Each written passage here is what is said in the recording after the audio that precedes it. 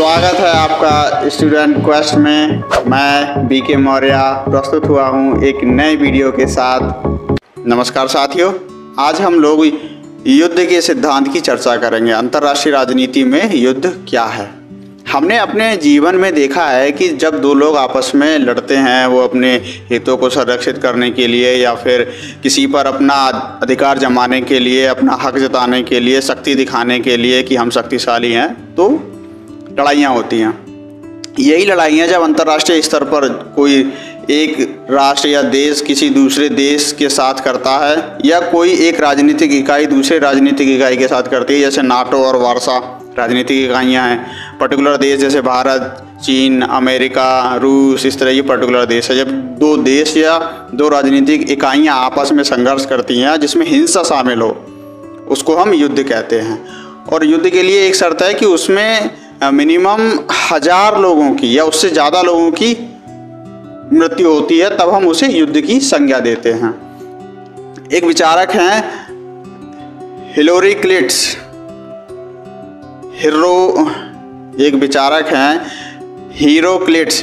का कहना है युद्ध सभी वस्तुओं का जनक है। वो कैसे है? क्योंकि जब युद्ध होता है तो उसके बाद जब रिकंस्ट्रक्शन होता है तो नई तरह से वस्तुएं की डिमांड होती है और नए तरह से वस्तुओं का उत्पादन होता है। उसी चीज़ को अर्नाल्ड टॉयनबी ने भी कहा है। क्या कहा है कि युद्ध जब होता है वो अतिरिक्त उत्पादन के बगैर संभव नहीं है। जब उत्पादन ज़्यादा होगा, लोगों के पास धन होगा, तभी वो अधिक से अधिक और उसको बढ़ाने की कोशिश करेंगे। तो इसीलिए जब अतिरिक्त उत्पादन होगा तभी वो युद्ध की तरफ अग्रसर होते हैं। रेड क्रॉस सोसाइटी ने कहा है युद्ध राज्यों के मध्य संघर्षों का चरम स्तर है। मतलब अंतिम बिंदु है, उसके बाद कुछ होता ही नहीं है संघर्ष में। अंतिम बिंदु युद्ध है, और जहाँ सेनाओं के मध्य सशस्त्र संघर्ष होता है, इसको उन्होंने युद्ध की संज्ञा दी है।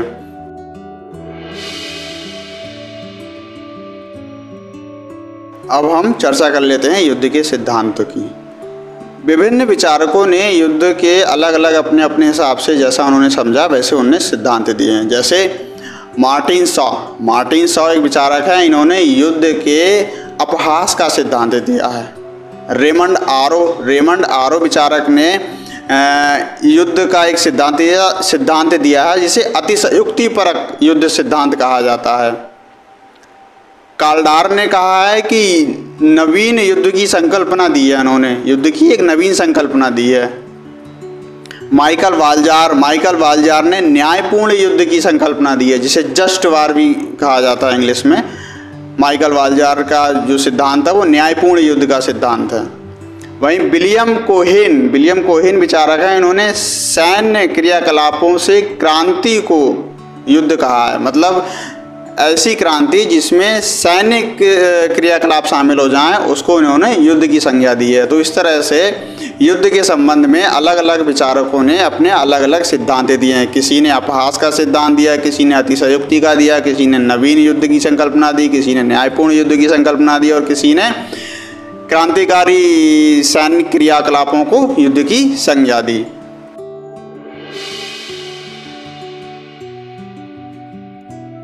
अब हम युद्ध के प्रकारों की चर्चा कर लेते हैं।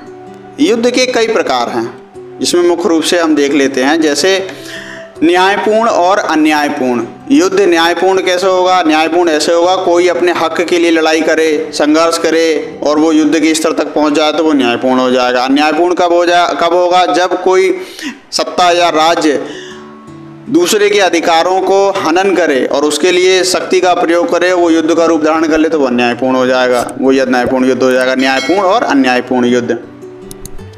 अगला है व्यक्तिगत और सार्वजनिक युद्ध। व्यक्तिगत मतलब व्यक्तियों के बीच अपने अपने हक की लड़ाई व्यक्तिगत होती है। जैसे व्यक्तिगत सत्याग्रह, भारत के स्वतंत्रता संग्राम में एक व्यक्तिगत सत्याग्रह की एक व्यक्ति के द्वारा सत्याग्रह किया गया था, उसी तरह का। सार्वजनिक मतलब जिसमें सभी लोग शामिल हो, उनके द्वारा युद्ध किया है, वो सार्वजनिक हो जाए। इसमें सबका उद्देश्य शामिल होता है, वो सार्वजनिक होता है। पूर्ण और अपूर्ण। पूर्ण मतलब जिसमें पूरी तरह से युद्ध किया जाए, और अपूर्ण मतलब जिसमें सारी शक्ति ना लगे, अपूर्ण होता है वो। अगला है गृह युद्ध। गृह युद्ध क्या है? जी शीत युद्ध के बाद उत्पन्न हुई संकल्पना है। शीत युद्ध तक तो दो देशों का केंद्र में सारे अन्य राष्ट्र बटे हुए थे। दो मुख्य शक्तियां थीं, एक यूएसएसआर और अमेरिका, और उन्हीं दो धड़ों में पूरा विश्व बटा हुआ था। तो इसीलिए युद्ध जो भी होने की संभावना बहुत कम थी। लेकिन जब शीत युद्ध समाप्त हुआ 1991 में, यूएसएसआर का विघटन हो गया, उसके बाद से देशों में गृह युद्ध की दशाएं उत्पन्न होने लगी। मतलब देशों के अंदर ही समूह आपस में लड़ने लगे और उसमें हिंसा का प्रयोग करने लगे, उसमें हजारों लोगों की जान जाने लगी। उसको हम गृह युद्ध की संज्ञा देते हैं। इससे गृह युद्ध होने लगे, जैसे सूडान में हुआ, अफगानिस्तान में हुआ। इस तरह के जो युद्ध हैं जो शीत युद्ध के बाद के समय की ये संकल्पना आती है। फिर औपचारिक और अनौपचारिक युद्ध। औपचारिक मतलब प्रॉपर जो एक राष्ट्र एक दूसरे राष्ट्र से युद्ध करता है। अनौपचारिक मतलब छद्म रूप से किया जाने वाला, मतलब उसमें दिखेगा नहीं कि आपसे युद्ध किया जा रहा है, लेकिन जिसे हम आजकल नए नए टर्म से जानते हैं, जैसे इकोनॉमिक वार कहा जाता है, या टेक्नोलॉजिकल वार है, इस तरह ये अनौपचारिक युद्ध में आ जाते हैं। या अभी नए नए साइबर वार, एक नया आप टर्म सुना, ये अनौपचारिक युद्ध में आ जाते हैं। फिर छापामार युद्ध। छापामार युद्ध ये होता है कि हमने हमला किया फिर छुप गए, हमला किया और छुप गए। जैसे कई पोस्टों पे भारत के साथ होता है कि अचानक से आके अपना कब्जा जमा लिया, फिर बाद में पीछे हटना पड़ा, फिर इस तरह की चीज़ें होती हैं, वो छापामार युद्ध में आ जाता है। फिर आता है समग्र युद्ध, टोटल वार। वर्तमान समय में इसी का प्रेफरेंस दिया जाता है कि इस समय जो युद्ध होता है उसमें हर तरह से युद्ध लड़ा जाता है, पूरी तरह से, टोटल में, चाहे वो राजनीतिक हो, चाहे वो इंफॉर्मेशन वार हो, चाहे वो साइबर वार हो, चाहे वो टेक्नोलॉजिकल वार हो, चाहे वो कन्वेंशनल मतलब सैनिक शक्ति हो। हर एक जब युद्ध होता है तो हर तरह से लड़ा जाता है, इसलिए उसको समग्र वार की संज्ञा दी जाती है। इस तरह से ये युद्ध के कई सारे प्रकार हैं।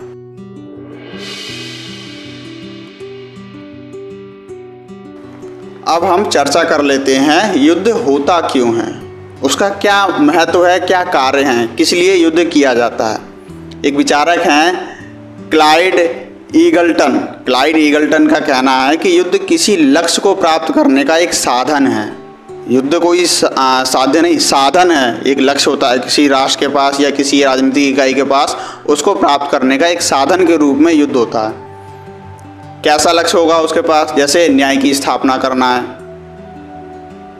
राष्ट्र के पास या राजनीतिक इकाई के पास। जैसे किसी देश के अंतर्गत अगर ऐसी सत्ता स्थापित हो गई है जो लोगों को न स्वतंत्रता दे रही है, सारे अधिकार छीन लिए गए, तो वहाँ अन्याय हो रहा है, तो वहाँ पर गृह युद्ध हो जाएगा और न्याय की स्थापना के लिए युद्ध हो जाएगा। तो एक लक्ष्य हो गया क्या? न्याय की स्थापना करना।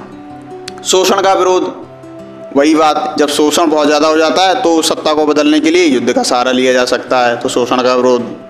फिर न्याय की स्थापना के संबंध में एक विचारक हैं, जैसे ईगल्टन ही हैं, उन्होंने कहा कि शताब्दियों से युद्ध अन्यायपूर्ण परिस्थितियों के प्रतिकार या विवादों के निपटारे तथा अधिकारों की कार्यान्विति का साधन माना गया है। मतलब अधिकारों को लागू करने का साधन है और अन्यायपूर्ण परिस्थितियों से लड़ने का साधन है, विवादों को निपटाने का साधन युद्ध है। तो ये न्याय की स्थापना इस तरह से करता है। और शोषण के विरोध भी हमने देख ही लिया, शोषण का विरोध करना। अगला है संप्रभुता की अभिव्यक्ति का साधन है। मतलब कैसे पता लगेगा कि यार संप्रभु है, वो अपनी मर्जी से कुछ भी कर सकता है, वो युद्ध करे चाहे कुछ करे, चाहे अपने आप को कंट्रोल में रखे। जैसे पामर और पार्किंसन विचारक हैं, इन्होंने कहा है कि जब तक संप्रभुता रहेगी तब तक युद्ध भी रहेगा। युद्ध कैसे रहेगा? जैसे चीन को देख लो, वो आक्रामक है, संप्रभु है, आक्रामक है। रूस संप्रभु है, भारत संप्रभु है, चाहे तो किसी पे कब्जा कर ले, चाहे तो ना कर ले। तो ये जब तक संप्रभुता रहेंगी, सबकी स्वतंत्र सत्ता रहेगी, तब तक युद्ध रहेगा। ये पामर और पार्किंसन का कहना है। तो युद्ध संप्रभुता को प्रदर्शित भी करता है, दिखाता है कि हम संप्रभु हैं। और अगला है साम्राज्यवादी युद्धों का औचित्य। साम्राज्यवादी जो ताकतें थी वो युद्ध के माध्यम से ही बनी थी, तो साम्राज्य स्थापित करने के लिए युद्ध का प्रयोग किया गया। युद्ध की रचनात्मक भूमिका भी रही है। रचनात्मक भूमिका कैसी रही है? अगर कोई हमें नया रिजीम स्थापित करना है, नए सिरे से हर एक चीज़ को बनाना है, तो वहाँ युद्ध की जरूरत पड़ती है। युद्ध के बाद जब विध्वंस होता है उसके बाद नए सिरे से सारी चीज़ें बनती हैं। राजनीतिक और सामाजिक व्यवस्था का पुनर्निर्माण, वही बात कि राजनीतिक स्तर पे अगर कोई सत्ता ऐसी बैठी हुई है जो पसंद नहीं है तो उसको हटा दिया जाएगा युद्ध के माध्यम से और फिर वहाँ अपना कब्जा स्थापित कर लिया जाएगा। वही समाज का पुनर्निर्माण करना है तो समाज में एक तरह से हम अपनी युद्ध जीतेंगे, जीतने के बाद में हम अपनी व्यवस्था को पूरा लागू करेंगे, अपने समाज सिस्टम को हम लागू करेंगे। तो इसलिए सामाजिक पुनर्निर्माण भी युद्ध के कार्यों में आता है। नैतिक व आत्मिक गुणों का उत्कर्ष। ये थोड़ा अटपटा सा है, लेकिन देख लेते हैं। नैतिक व आत्मिक गुणों का उत्कर्ष कैसे है कि अगर कोई हम पे शोषण कर रहा है या हम पे अन्याय कर रहा है, तो उसके लिए जब हम युद्ध करते हैं तो हमारा आत्मिक उत्कर्ष होता है, आत्मिक गुण हमारे निखर के सामने आते हैं और उनका उत्कर्ष होता है, वो बढ़ते हैं। और अंतिम है राष्ट्रीय हितों की अभिवृद्धि का साधन। राष्ट्रीय हित वाले चैप्टर में हमने पढ़ा था, राष्ट्रीय हित के संबंध में ये अंतिम साधन था, अंतिम उपाय था कि राष्ट्रीय हित को सुरक्षित करने का युद्ध। तो इस तरह से युद्ध के सारे कार्य रहते हैं। लेकिन इसके संबंध में एक आज के वर्तमान समय में हम देखें तो एक विचारक हैं लॉर्ड माउंटबेटन का कहना है कि युद्ध में विजय प्राप्त करना आज के समय में संभव है, लेकिन लक्ष्यों को प्राप्त करना पूर्णतः असंभव है, क्योंकि आज के समय में इतने सारे टेक्नोलॉजी डेवलप हो गई है कि युद्ध में विध्वंस बहुत होता है। तो वो जो लक्ष्य होता था, जो मध्यकालीन समय में लोगों ने साम्राज्य स्थापित किए थे युद्ध के माध्यम से, अपने लक्ष्य पूरे किए थे, वो आज के समय में संभव नहीं है।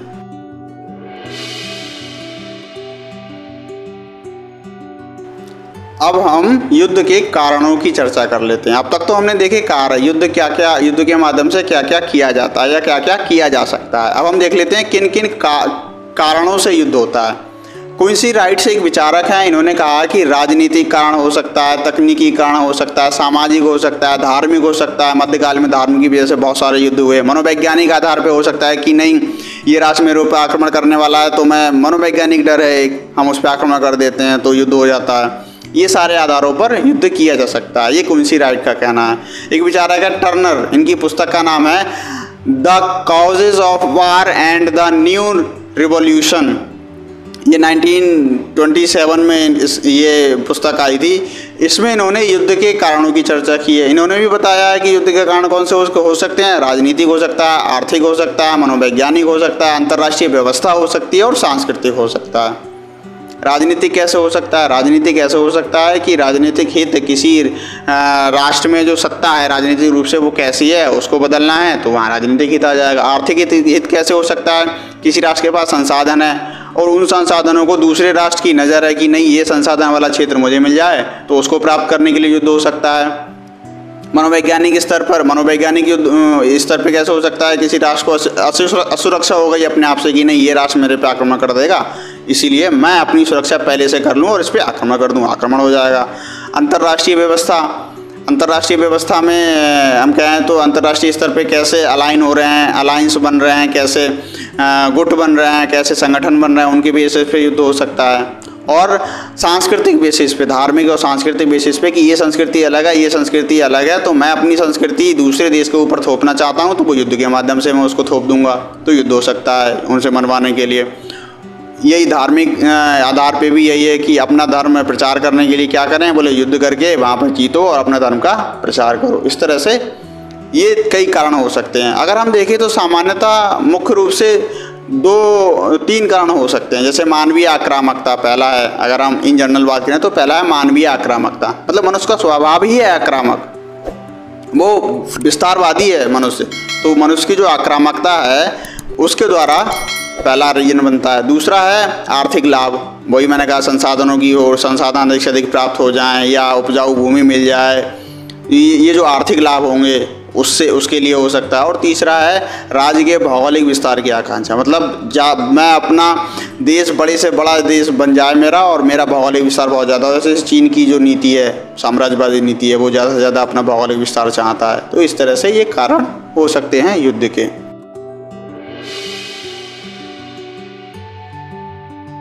अब हम चर्चा कर लेते हैं समकालीन विश्व में युद्ध की अवधारणा की। समकालीन विश्व में युद्ध का क्या महत्व है, कोई रोल रह गया है या युद्ध जैसे पहले हुआ करते थे उस तरह से अभी उनका महत्व है, वो अभी हो सकते हैं या नहीं हो सकते, इस पर चर्चा करेंगे। जैसे वर्तमान समय में हमने देखा कि बहुत भयंकर घातक नरसंहार वाले हथियारों का ईजाद हो गया, हथियार आ गए हैं। इस कारण से जो युद्ध हैं वो उनका जो परिणाम है वो बहुत भयानक होगा, बहुत ही ज़्यादा विनाशकारी उनका परिणाम होने के कारण युद्ध अब केवल सैनिकों तक ही सीमित नहीं रह गया। दूसरी बात ये भी है कि ये इतने सारे भयानक हथियार आ गए, इनका विनाशकारी इतना प्रभाव है, इस कारण से युद्ध केवल सेना तक सीमित नहीं है, युद्ध का जो प्रभाव है या युद्ध के क्षेत्र में अब आम जनता भी आने लगी है। जैसे हमने देखा ही है अभी रूस यूक्रेन के दौरान, या फिर हमास और इजराइल के दौरान देखा ही है कि कैसे आम जनता प्रभावित हो रही है। केवल सैनिकों का युद्ध नहीं है, वो उसमें आम जनता का भी पूरा प्रभाव है। मिसाइल्स गिर रही हैं, कहीं पर ड्रोन गिर रहे हैं, तो उनसे सीधे सीधे आम जनता प्रभावित हो रही है। तो उसका बहुत दुष्प्रभाव हो रहा है आम जनता के ऊपर।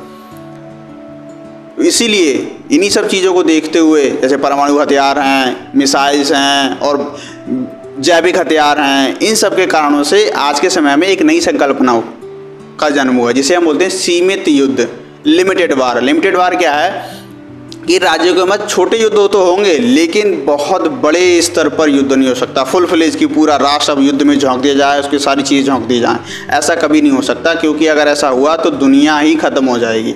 तो इसलिए सीमित युद्ध की चर्चा, सीमित युद्ध की एक नई संकल्पना ने जन्म लिया वर्तमान समय में।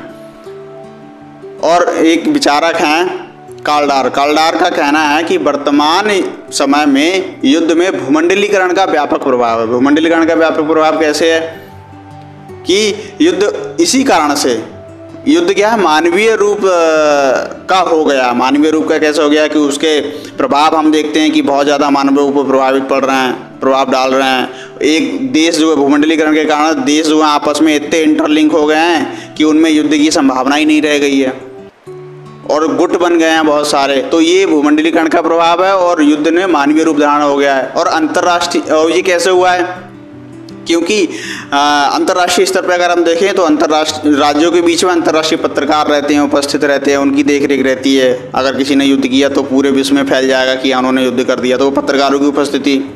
फिर ऑक्सफेम जैसी संस्था है, सेव द चिल्ड्रन, बच्चों का बहुत नुकसान होता है युद्ध में, तो ऐसी जो संस्थाएं हैं, शरणार्थी संगठन इत्यादि हैं, इनकी वजह से युद्ध की जो बर्बरता है, जो मध्यकालीन समय में हुआ करती थी, वो बहुत कम हो गई है, वो समाप्ति हो गई है। इसीलिए युद्ध का जो सीमित युद्ध की जो संकल्पना है, उसका बहुत ज़्यादा प्रभाव रहा है। और ये सारे संगठन जो हैं वो युद्ध को होने से रोकते हैं।